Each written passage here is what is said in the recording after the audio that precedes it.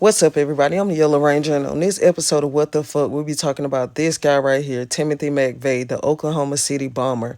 Born Timothy James McVeigh, April 28th, 1968, in Lockport, New York. He is known for being a perpetrator of the Oklahoma City bombing on April 19, 1995, the deadliest act of domestic terrorism in U.S. history prior to 9/11. Over 168 unalivings, including 19 children, and over 680 wounded.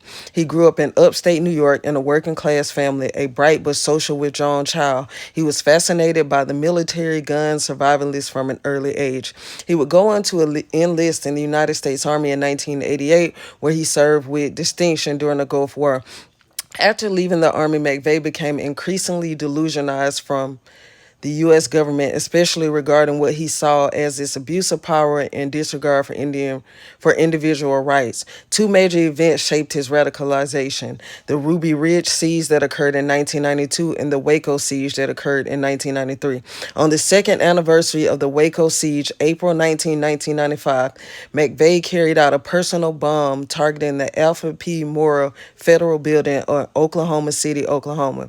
McVeigh and his Army friend Terry Nichols constructed a massive truck bomb using ammonium nitrate fertilizer, fuel oil, and other chemicals. They placed these explosives into a rented Ryder truck and parked in front of the mural building at 9 a.m. The bomb detonated at 9:02, destroying third of the 9-story building and creating a 30-foot wide crater. 168 people were unalive, 19 children from a daycare inside the building. Over 680 injured, many with life-altering trauma. The blast damaged 324 nearby buildings and could be felt from miles away. He was arrested just 90 minutes after the bombing, not for terrorism, but for driving without a license plate and possessing a concealed weapon. Investigators quickly linked him to the bombing after the discovery. Receipts for ammonium nitrate purchases, the Ryder trucks, rental papers, and explosive residue on his clothing. Terry Nichols and Michael Fortier were later identified as his co-conspirators.